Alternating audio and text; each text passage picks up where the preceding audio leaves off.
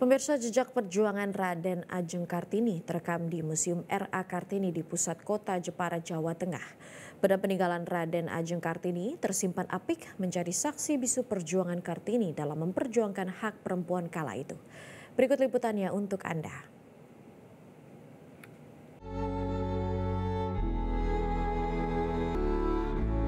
Manusia itu di dunia ini sangat beragam, tetapi kita tidak bisa bagus di semuanya.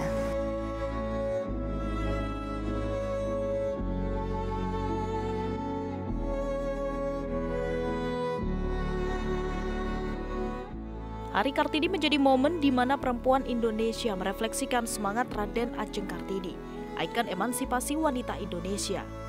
Jejak perjuangan Raden Ajeng Kartini terekam di Museum R.A. Kartini di pusat kota Jepara, Jawa Tengah. Benda-benda peninggalan R.A. Kartini tersimpan apik, menjadi saksi bisu perjuangan Kartini dalam memperjuangkan hak perempuan kala itu, terutama pendidikan.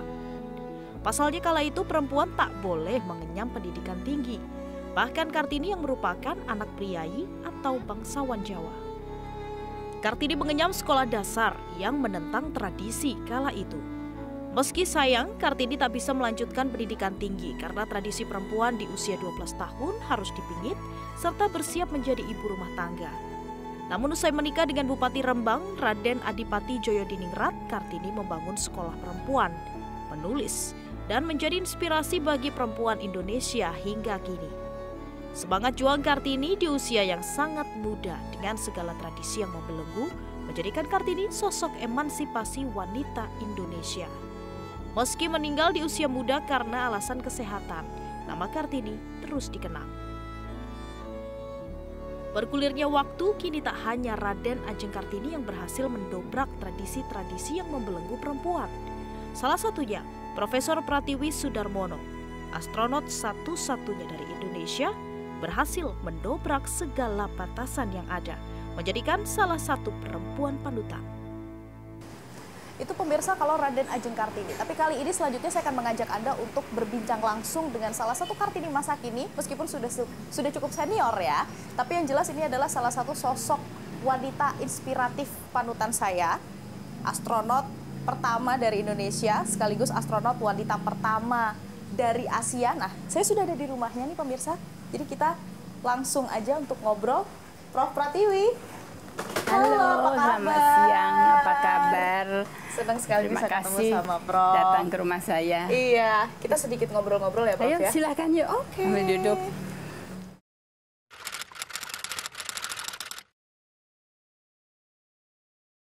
Saat itu teknologi pesawat ulang-alik itu mulai maju.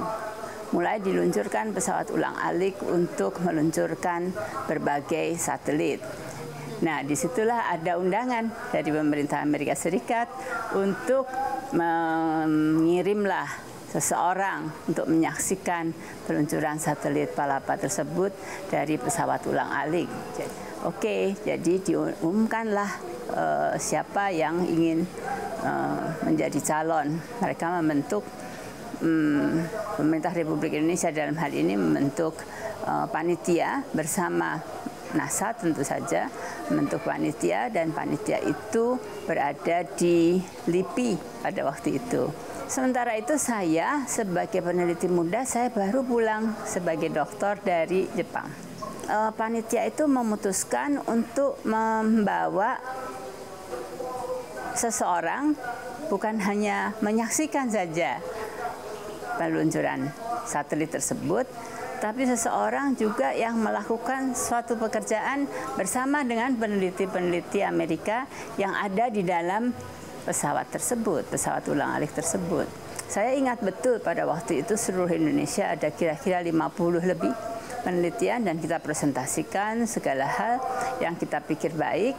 Dan dari saya berpikir bahwa kalau pada waktu itu kita bercita-cita untuk memindahkan manusia dari bumi bisa untuk tinggal di geostasioner orbit di luar angkasa, menjadi koloni manusia di luar angkasa, maka berbagai hal yang menyangkut kesehatan manusia itu mestinya diteliti terlebih dahulu, begitu ya.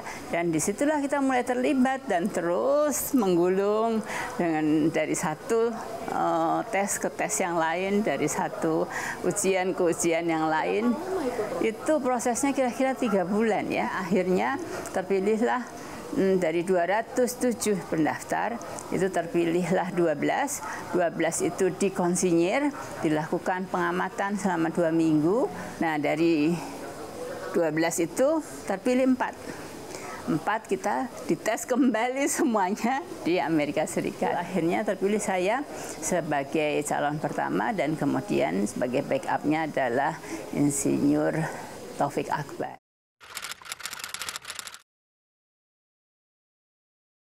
Kita mencoba meyakinkan apa resikonya, apa yang akan terjadi itu sebetulnya apa yang akan dikerjakan, dan mereka mengizinkan. Pertama ibu saya, ada suami saya, dia dipengaruhi mungkin ya sama teman-temannya.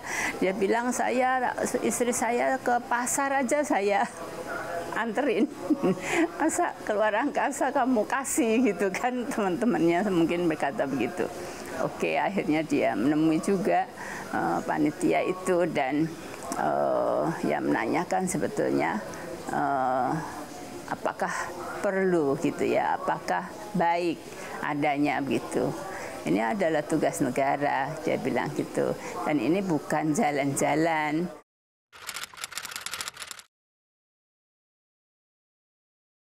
Menurut saya sekarang adalah karena luasnya jangkauan dan juga luasnya informasi yang bisa diraih dalam satu saat. Maka sedikit sekali atau hanya orang yang mempunyai fokus yang kemudian berhasil maju. Jadi masalahnya ada di dalam diri masing-masing perempuan itu.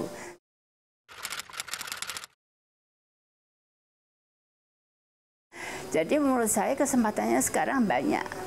Jadi baik sekali selalu kita itu bertanya kepada diri sendiri, apa sih yang ingin kita lakukan? Karena tugas dan fungsi kita sebagai manusia itu di dunia ini sangat beragam. Tetapi kita tidak bisa bagus di semuanya. Kita harus memilih. Kita harus memilih mau jadi apa. Kartini dan Pratiwi menjadi 2 sosok kebanggaan Indonesia. Meski tetap menjalankan perannya dalam rumah tangga, keduanya sama-sama berhasil meraih mimpi, mendobrak tradisi, dan menjadi perempuan yang mandiri serta dihormati. Selamat Hari Kartini, wahai perempuan-perempuan Indonesia. Masa depan bangsa ada di tangan kita. Maju bersama, kita raih asa. Mari berjuang tak henti, Kartini masa kini. Jelajahi cara baru mendapatkan informasi. Download Metro TV Extend sekarang.